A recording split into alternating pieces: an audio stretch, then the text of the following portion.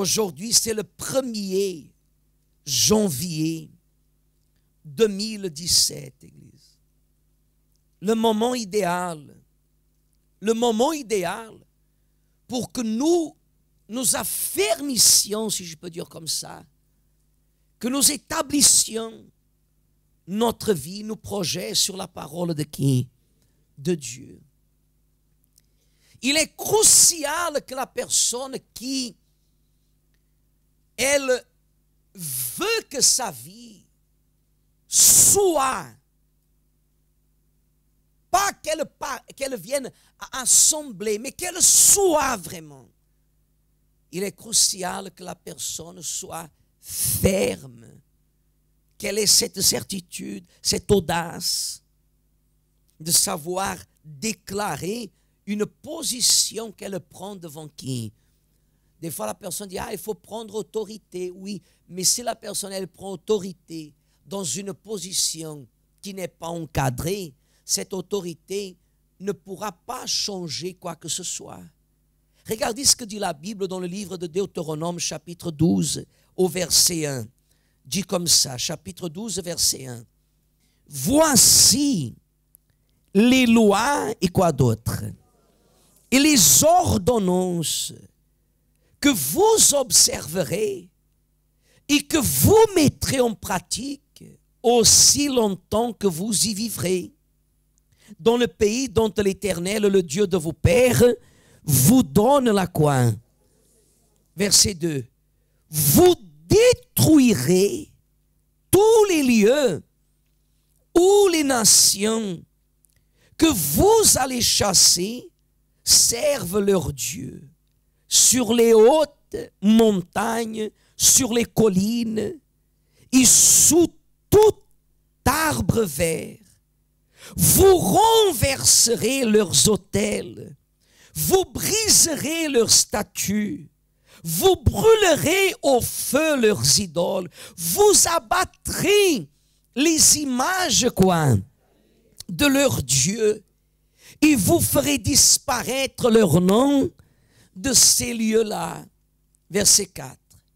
Vous n'agirez pas ainsi à l'égard de l'Éternel, votre Dieu, mais vous le chercherez où? Où, Église? À sa demeure. Et vous irez où? Au lieu que l'Éternel, votre Dieu, choisira parmi toutes vos tribus pour y placer son nom.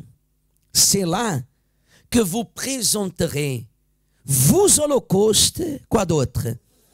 Vos sacrifices, et encore, en accomplissement d'un vœu, vos offrandes volontaires et les premiers-nés de votre gros et de votre menu bétail. Verset 7. C'est là que vous mangerez devant qui? Votre Dieu, et que vous et vos familles vous ferez servir à votre joie tous les biens par lesquels l'Éternel votre Dieu vous aura. Vous n'agirez donc pas comme nous le faisons maintenant ici, où chacun fait ce qui lui semble bon, parce que vous n'êtes point encore arrivés dans le lieu de repos et dans l'héritage que l'Éternel votre Dieu vous, mais vous passerez le Jourdain et vous habiterez dans le pays dont l'Éternel votre Dieu vous mettra en possession. Il vous donnera du repos après vous avoir délivré de tous vos ennemis qui vous entourent, et vous vous établirez comment? Alors il y aura, qu'est-ce qu'il y aura? Un lieu que l'Éternel votre Dieu choisira pour y faire résider. C'est là que vous présenterez tout ce que je vous ordonne, vos holocaustes, vos sacrifices, vos dîmes, vos prémices et les offrandes choisies que vous ferez à l'Éternel pour accomplir vos vœux. C'est là que vous vous réjouirez. Regardez ce qu'il dit. C'est là que vous vous réjouirez. Devant qui? Votre Dieu, vous, vos fils et vos filles, vos serviteurs et vos servantes, et le Lévite qui sera dans vos portes, car il n'a ni part ni héritage avec vous. Amen. Et après, il continue pour terminer. Garde-toi d'offrir tes holocaustes dans tous les lieux que tu verras, mais tu offriras tes holocaustes au lieu que l'Éternel choisira dans l'une de tes tribus, et c'est là que tu feras tout ce que je t'ordonne. Regardez ici, regardez comment sont les choses. Regardez ici le pasteur.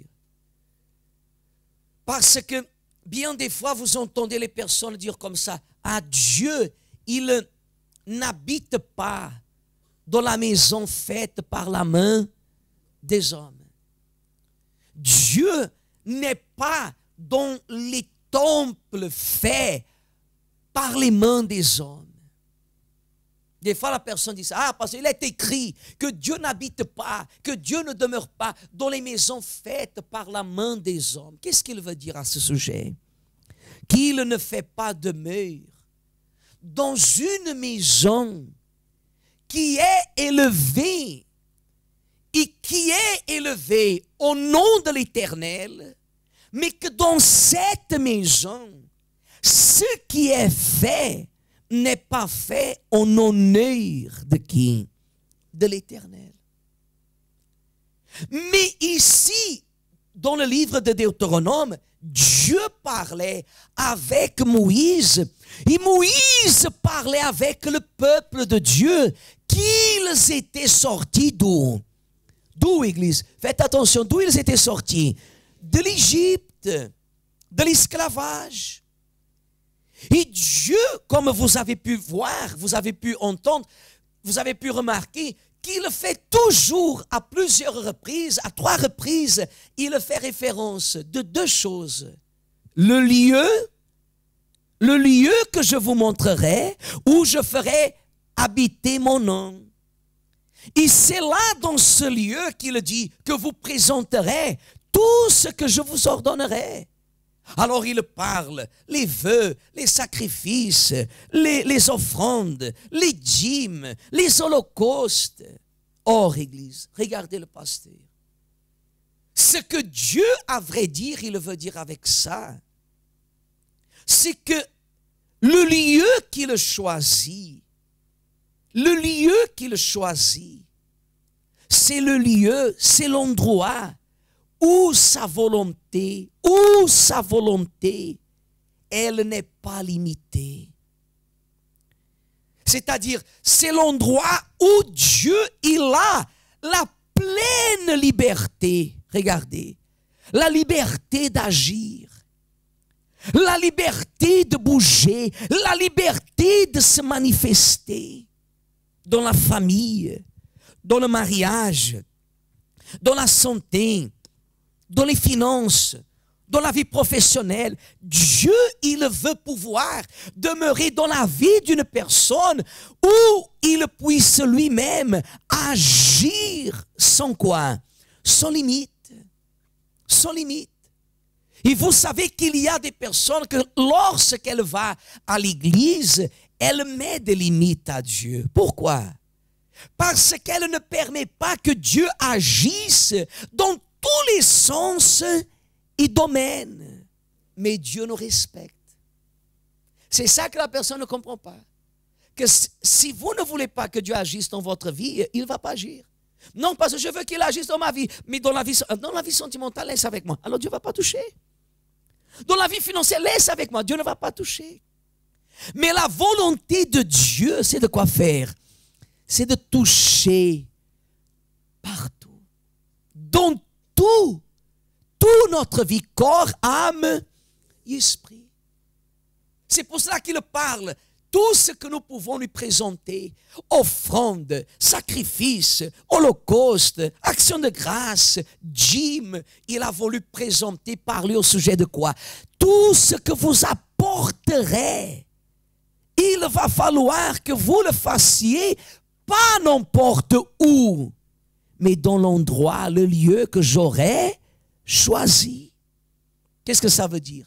Qu'il ne suffit pas de donner la dîme.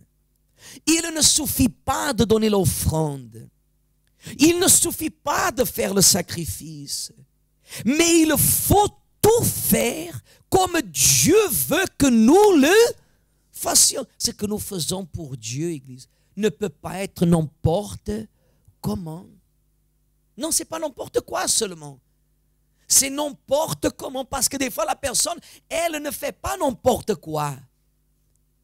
Mais elle le fait n'importe comment. Elle fait quelque chose qui est bien, mais elle ne le fait pas comme Dieu veut qu'elle le fasse. Et comment Dieu veut qu'elle le fasse, qu'elle s'applique. Qu'elle ne soit pas là avec un pas. Est-ce que ça va? Est-ce que ça ne va pas? Est-ce que je vais? Est-ce que je ne vais pas? Non. La personne, il dit, tu vas le quoi? Tu vas les serrer. Et tu la porteras dans le lieu que l'Éternel aura choisi. Mais comment la personne le fait? En serrant, c'est-à-dire avec la ferme. Comme on a parlé depuis mercredi, la foi ne faillit jamais, Église. La foi ne déçoit jamais personne. La foi en Dieu, regardez ici le pasteur, la foi en Dieu ne déçoit jamais qui que ce soit. La foi en Dieu ne faillit jamais. Ce qu'il promet, ce qu'il demande, ce qu'il promet, il accomplira toujours. Mais il faut que la personne en question, qu'elle s'applique. Regardez que Dieu parle du lieu. Le lieu que l'Éternel choisira. Combien de personnes, Église, ne valorisent pas l'Église? Regardez ici, Église. Combien de personnes méprisent l'Église? Combien de personnes n'apportent pas la valeur à l'Église? Elles ne valorisent pas les serviteurs de Dieu. Elles ne valorisent pas un ouvrier, une ouvrière. Elles ne valorisent pas. Elles ne valorisent pas ce que Dieu a choisi. Elles voient plutôt, regardez le pasteur, les erreurs. Elle voit plutôt les faiblesses, les faiblesses, les erreurs du pasteur. Mais elle ne voit pas que c'est Dieu qui a choisi. Nous valorisons le peuple de Dieu. Sans savoir si la personne elle a des papiers ou pas de papiers. Des fois, la personne vient nous voir. Elle est tellement chic, elle vient à l'église tellement chic. Au bout d'un moment, elle arrive, pasteur, vous savez, il y a un problème, j'ai un souci, j'ai pas de papier. Vous n'avez pas de papier. Mais on vous regarde, il semble que vous êtes la ministre de l'économie.